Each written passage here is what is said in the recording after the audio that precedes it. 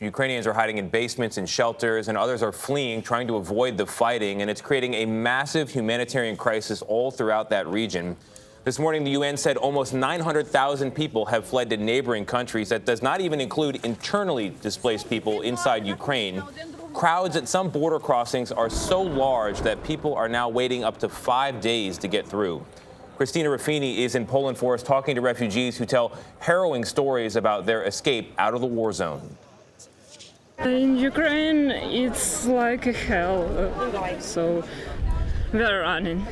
Running west, away from the violence, across crowded borders. Here in Poland, the journey can take up to 60 hours, much of it by foot. Couldn't even say goodbye. This sister and brother walked alone overnight to get to the Medica crossing. Their father dropped them off as close as he could get, 11 miles from the border. But on the other side, help is waiting. At a receiving center a few miles away, Mohammed and his family loaded into a van driven by volunteers all the way from Germany. We decided to move as far we can because it wasn't safe at all. At the crowded train stations in Ukraine, he says police tried to separate him from his family, saying women and children first. The priority for women and the children, okay, but if there is family, all family should be together. But after some of the worst days of their lives, they made it together.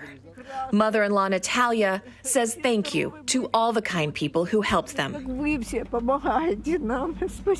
And may there be peace.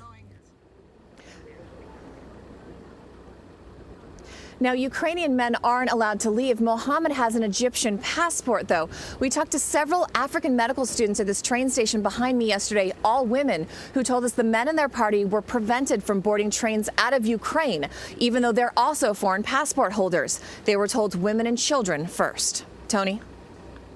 Christina Ruffini in Poland for us. Christina, thank you very much.